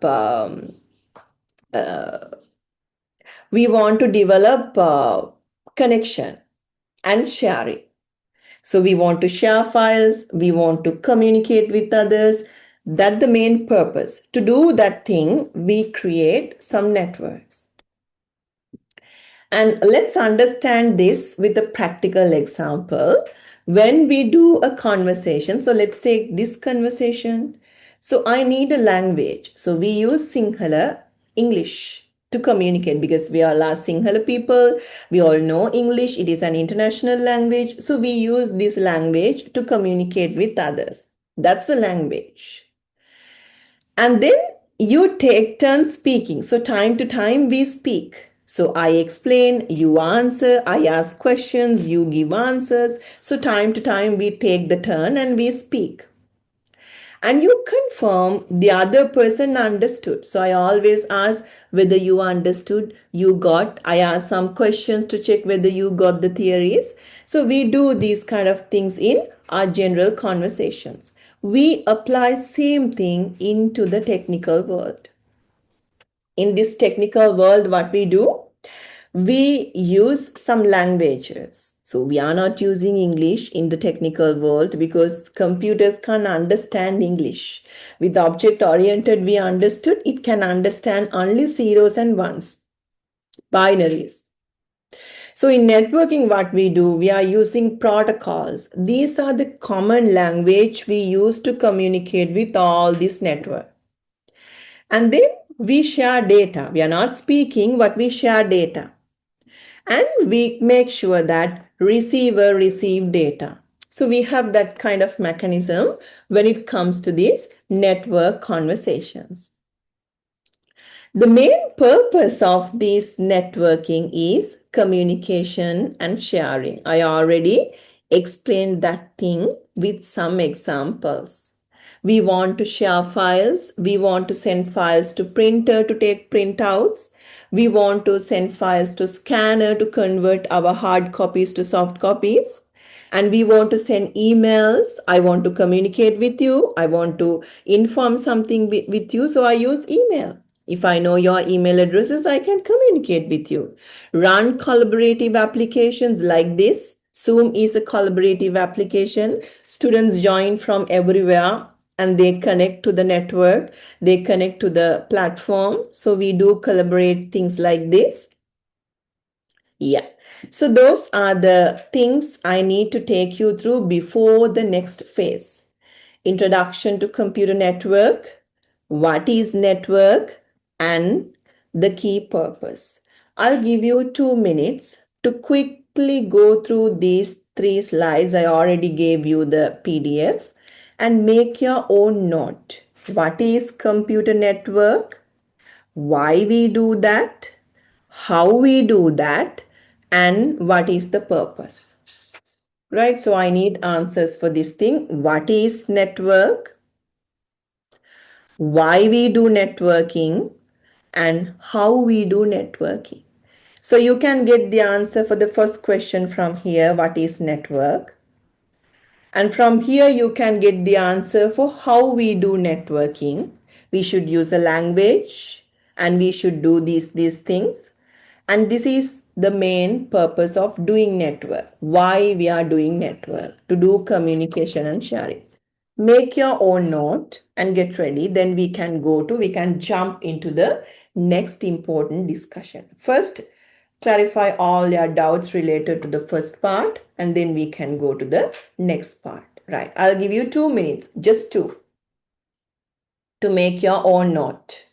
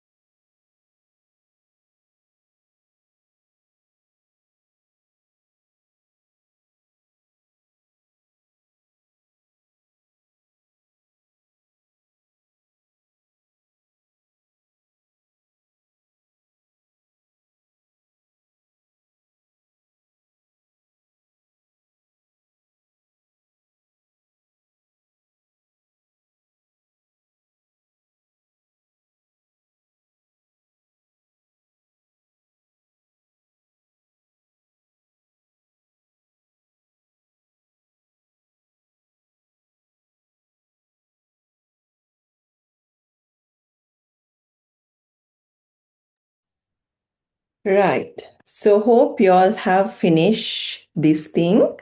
So now I'm going to start the network type. So when I asked a question for the previous lesson, I think Nurul gave me the answer with these types. I asked, what you mean by network of network? She gave me the answer. It is a collection of LAN, WAN, MAN. Yes, exactly. Your answer is correct. And here what we are going to discuss, we are going to discuss all these types. So when we make a network, when we prepare a network, we basically consider few types. We consider those types based on the size. So these are the 5 types we are going to consider based on size: PAN, personal area network; LAN, local area network; CAN, campus area network; MAN, metropolitan area network; WAN, wide area network. So these are the 5 types of networks we are using, and we basically do according to the size. So let's think about PAN, personal area network. This is the smallest network type where you can create on your table. So when you connect your computer to a Bluetooth, when you connect your computer to a hotspot, when you connect your computer to a smartphone using USB cable, you are using personal area network, PAN, because it covers very small distance. So approximately it covers 10 meters range, about 33 feet. This is the smallest network. And you connect a keyboard to the laptop, you connect mouse to the laptop, you connect tablet to the laptop with cables or without cables. So you can do different types of devices. All these connect around you. It's on the table. Very small distance we cover in personal area network. And then we slowly increase the area. So now you can cover like your house. We called it as local area network. So we can go for more distance. We can cover for more area. So it's a small geographical area such as a single building, office, home, or a school campus. So we can connect like 10 to 12 computers. We can use cables or we can use Wi-Fi, but it's very small. It covers a small area. You can connect your computer to a printer. You can connect your computer to a scanner, but it covers very small device, but it is larger than the first one, personal area, but it's still small. This is we consider as the small and very good network where we can connect more than one devices together. So we called it as local area network. So it uses wired technologies like Ethernet. So Ethernet in the sense, when you connect one cable, one computer to another computer using a cable, using a wire, we consider that connection as Ethernet. And if you are using wireless connection, we called it as Wi-Fi. No need wires. You can just give the password and username and you can connect to it. So here we can data transfer very quickly, very high speed transition is there because we have very small amount of numbers. So in Wi-Fi network in your home, you can connect your computer, phone, smart TV, all these things to the same network. We called it as local area network, LAN. And this is campus area network. So now we are slowly increasing the area we are covering. So in campus area network, CAN, it is larger than a building, larger than LAN. So it can cover few buildings in an area. For an example, in your school, premises, you have few buildings, library, offices, those things are there. So all these buildings are in here and there, but in one place. We can connect that using campus area network. In a university, we have set of hostels, we have set of faculties, we have a library, we have canteen. All these things are there as separate buildings here and there, but in one place. It's larger than the previous one. So it's like connecting few LANs together. In one building, they have one LAN. In other building, they have another LAN. They connect all these small LAN together to develop a campus area. It's like collection of small LANs. This can cover more area than the previous one. For that also, we use Ethernet, Wi-Fi, all these things. So in this picture, you can see we have hostel, library, and this building. So we connect all these things. So inside these buildings, we have Wi-Fi routers. We have cables. And in this side, the library also, we have Wi-Fi cables. But how we connect these two buildings, upper ground or underground, sky lines or underground? We can connect through cables, right? So this is how we developed campus area network. This is something larger than the previous one. And the next type is metropolitan area network. So what we call this as metropolitan, MAN. So in metropolitan now we slowly increase the network. So now what we are going to do, students, we are connecting few cities. So let's say in Kalutara, we have a Sampath Bank. In Panadura, we also have Sampath Bank. In Matugama, we all have Sampath Bank. So we connect all these things together, right? So we connect few branches. We connect few cities. Underground sky cables are going. So here and there, when you go to the road, we can see cables. We have cables to develop this network. So this is more expanded one, metropolitan area network. So in the picture, you can see we have branch A, we have branch B, we have branch C. So something like we can see all these things are interconnected. So to implement this thing, we use fiber optic cables. We use all these things to implement the network. Right. So this is the last and the most bigger one, wide area network, WAN. So this will cover the entire global. This is a collection of LAN, MAN, WAN, all these things. So this will cover the entire world. The largest geographic scope, a WAN spans a country, a continent, or even the entire global. To connect small networks like LAN, MAN over vast distance. So through telecommunication lines, through satellites, we build this wide area network. So it will connect the entire world through satellites. So satellites will cover the entire globe.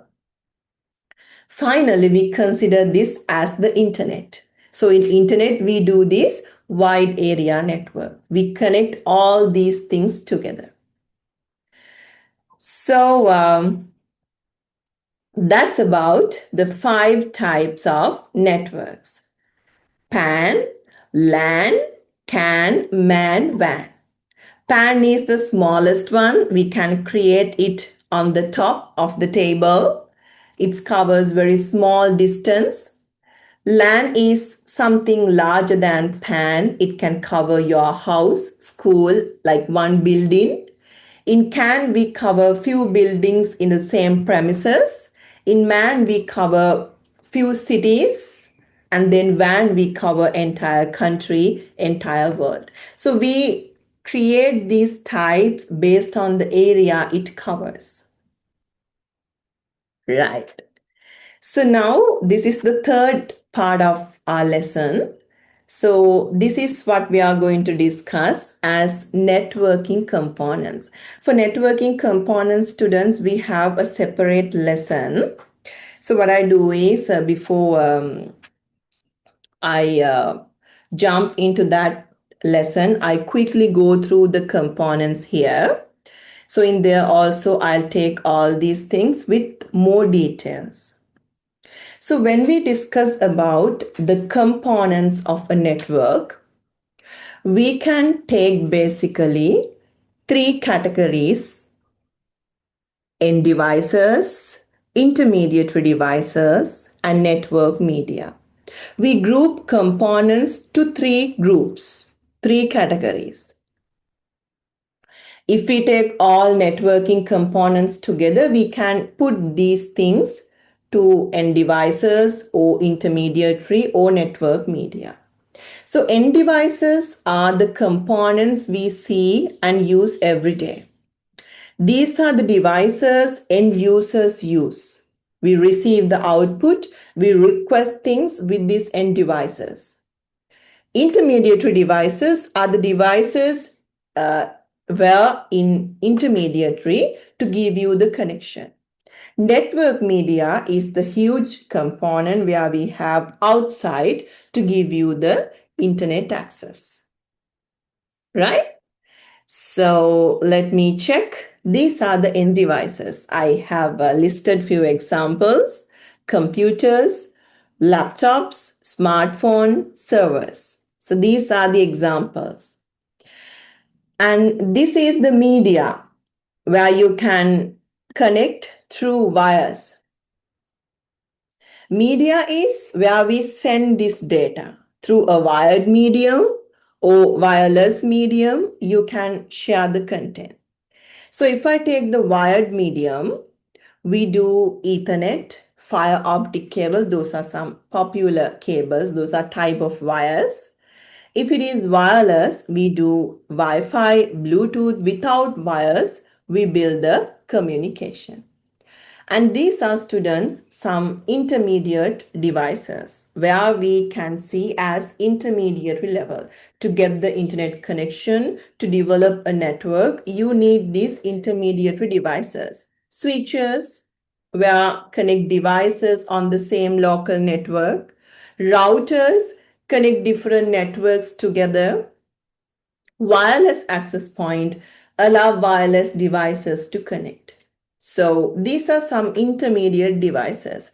To give you the update, to give you the content, we have these things behind the screen. But you all see these things. So you know, to get internet connection, you need a router. So those are like intermediary component we can see to get internet. And then we have these things. So what I do is usually, first I wanted to explain these 3 things: end devices, some examples, and then I'm going to in detail explain about all these things. So end devices are users. At the end, they receive the output. So also known as host and clients, because clients are using these end devices. These are the sources or destination of a message on the network. For an example, computers, mobile devices, servers, printers, all these are examples for end devices. So I gave you some examples just for your understanding. For computers, we have desktop, laptops. Mobile devices, we have smartphone, tablets. Servers, we have powerful computers that provide services, web services, file servers, storage capacities. All these are in server side. Printers, we have IP cameras, smart CVs. All these things are there. All these are end devices where we use to get the connection. Then the intermediary devices. These devices connect the end devices and ensure data travels to the correct destination. So it's intermediary devices. Switches, routers, wireless access point, modem. We have very long discussions for all these things later. I just introduce all these things now. Then the intermediary devices, if I take the switch, it is where we can connect devices to the switch. So if you have seen a switch, I can show you a video in a future. It is like a box. We have small ports there. You can connect Ethernet cables for each and every computer. Through that, you can get the internet connection. They have some IP addresses, MAC addresses. Based on that, it will give the connection to correct computer. Then the router. So what this does basically, it will give you your internet package. So you ask internet connection from internet service provider, then through IP addresses, configurations, you can get the internet connection through router. Wired router, wireless routers, all these things are here. Wireless access points are the small routers we have to access internet without wires, right? So from those things, you can get the internet connection. And these are some intermediary devices. Another one, modem. So modem is something like this, student, where you can convert one type of signal to another type in order to nicely share that through the medium.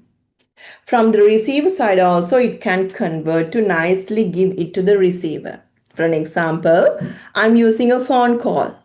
So to do the chat, I use my voice.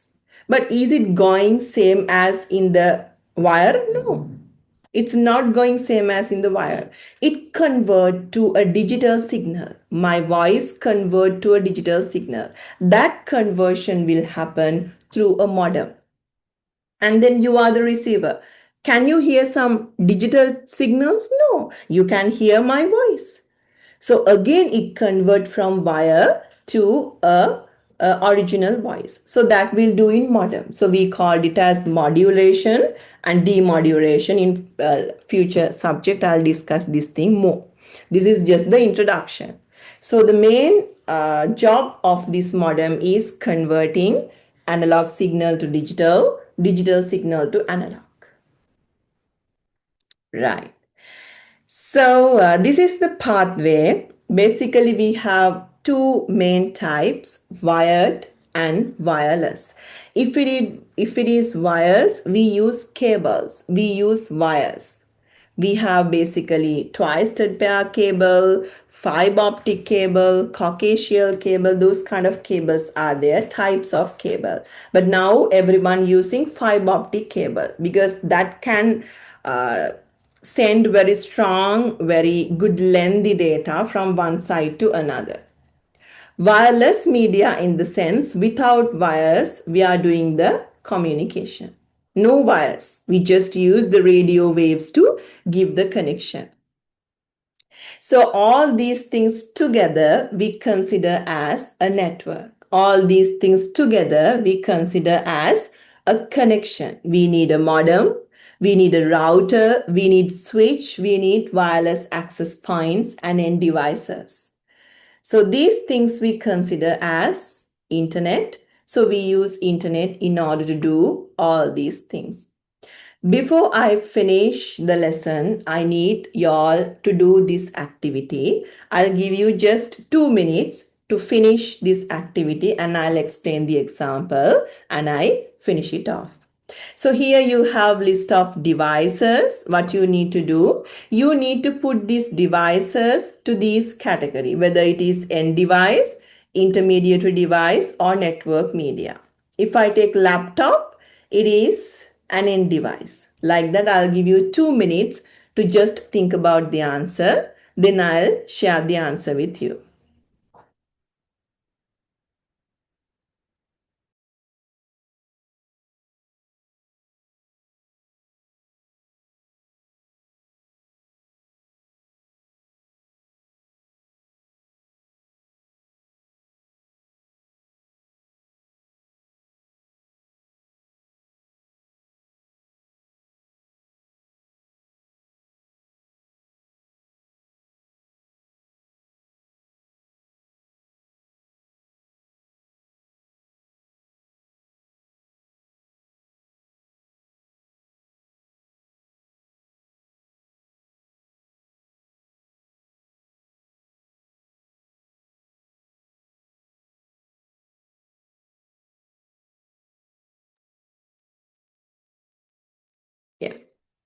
So laptop we can put as end device.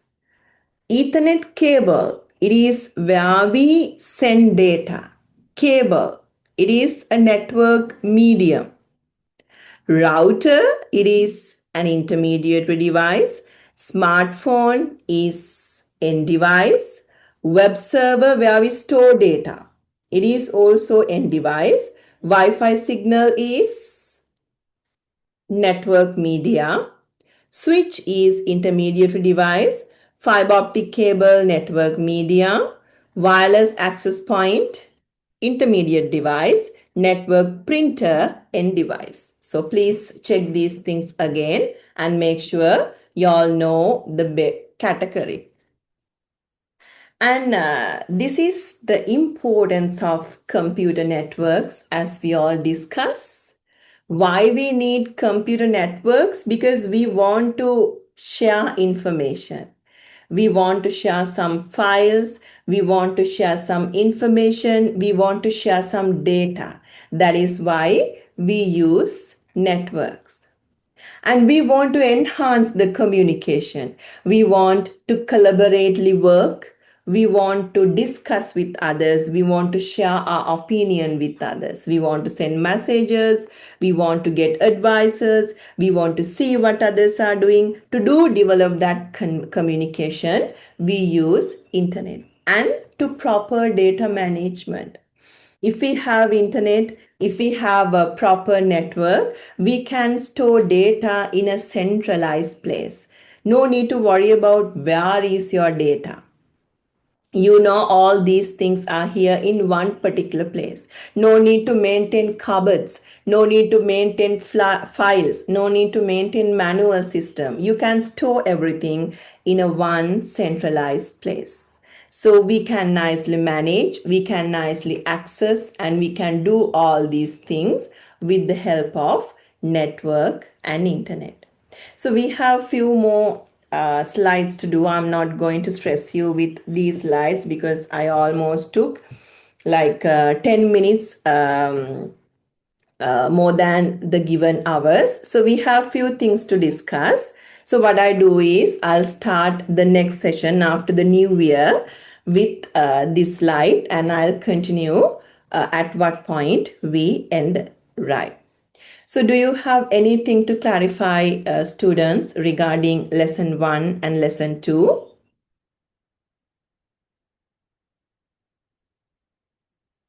It seems no. Right. So everything clear.